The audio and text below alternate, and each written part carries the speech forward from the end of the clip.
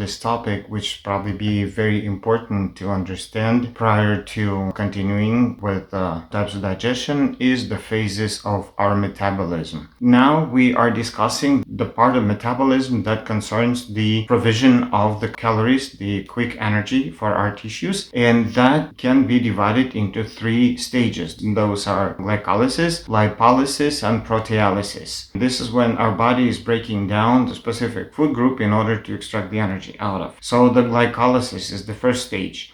And during glycolysis, we are utilizing the quick sugars and the complex sugars in order to get our energy and provide the needed calories for our body to sustain its activity. Glycolysis phase is working on the carbs, the one that you're ingesting, or the one that are stored within the body. Sugars are stored in the body within the glycogen, and the glycogen is the starchy substance stored within the liver and within the muscle tissue. Once you stop taking the carbs, your body will start breaking glycogen, and glycogen stored within the muscle tissue actually looks like it is the muscle itself. And then when people say that when you're starving or you're on a diet, you're losing your muscle, but in fact it is that glycogen then eventually will turn into that fat tissue, because this is how it goes. The glycogen turns into the triglycerides, and this is the process of turning the storage of energy, compacting it into the fat tissue. And the muscle tissue is layered through with the fat tissue. This acquires the look of a bacon. So in fact, there's hardly any muscle tissue within that muscle tissue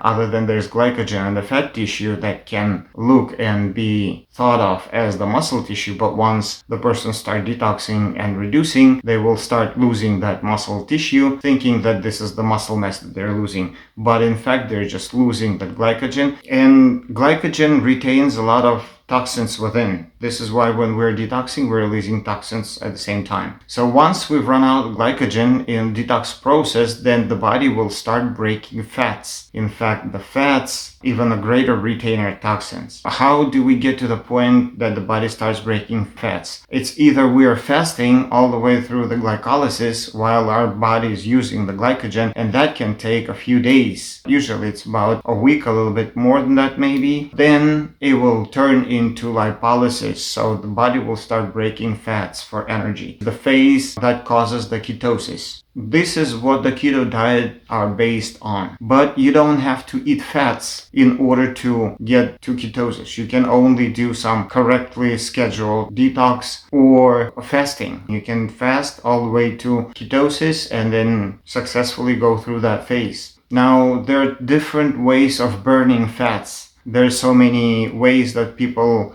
have come up with and diets that they've created in order to burn fats even without having to reduce the food that you eat. You may take supplements that will burn fats and things like that, but the true and correct way would actually be through cutting down carbs and reducing the glycogen first, and then breaking down the fat tissue, releasing the toxins out of adipose tissue, eliminating them out of the body. And we have this principle as the fundamental foundational principle in our detox program. So this is the lipolysis. This is the way that the body is extracting energy for the body activity. It's not trying to restore it, because for the restorative purposes, then we need a completely different set of nutrients. And those would be the oligopeptides, some very basic and simple proteins like amino acids, especially important essential amino acids present in the correct ratio, along with correct fractions of fat in order to help them build the required by our body, specifically made by the body for the body, individual type of protein for each and every system, organ, and tissue. Because it's a myth that if we eat some flesh of an animal, that protein will turn into our protein. If that protein is broken down to amino acids correctly by our digestion, and then those amino acids are used to build the type of protein that it needs. Therefore, there's no need to actually use the animal products in order to get the amino acids, because all the spectrum of amino acids we can find in the plant kingdom.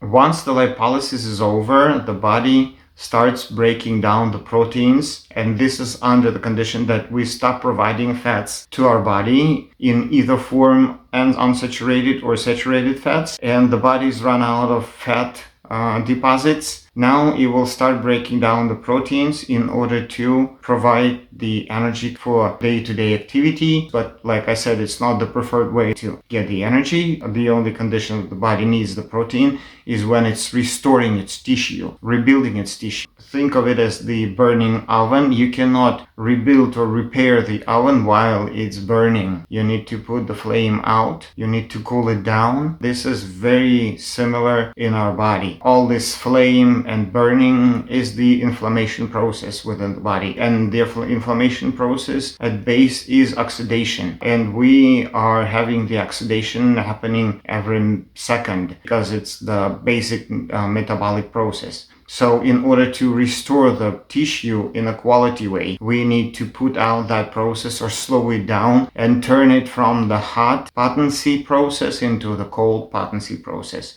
This is what I wanted to talk to you. So again, let's summarize metabolic stages. There are 3 of them: glycolysis, lipolysis, and proteolysis. Once we deplete out of carbs, then our body begins to break down the fats to extract the energy and provide the body with the needed calories to sustain the activities. And this stage we commonly know as ketosis.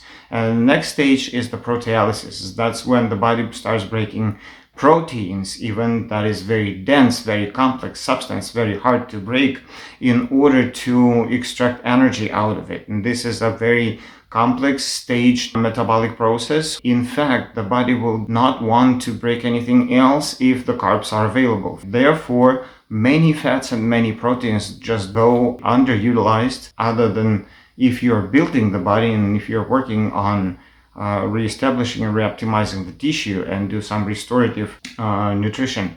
And so what happens with the complex animal proteins, which are very high molecular structures, polypeptides, very hard to break down by our digestion. They will retain some of their fragmental structure, get inside the bloodstream in that form. If they do so, they will pose the danger of being antigen versus being nutrient, because the nutrient is the amino acid. It's not a fragmental polypeptide chain, which is not broken down to the monomeric particle, which is the amino acid, which is what is required by our body. And being such, it will cause the antigen-antibody reaction, the end product of which is formation of decay, decomposing tissue, and pus inside our body, which will then be stored by our body in cysts and pockets, waiting for the opportune moment to release and clear out. But until then, that will form good environment for opportunistic infection, fungi, mold, and gradually will start mutating and turning into the oncological condition. This is what the protein consumption has the danger of. Therefore, the proteins that we need, monomeric peptides, which are amino acids. There's full spectrum of amino acids in the plants, and those amino acids are easier to digest and break down and assimilate, and therefore we don't really need the animal products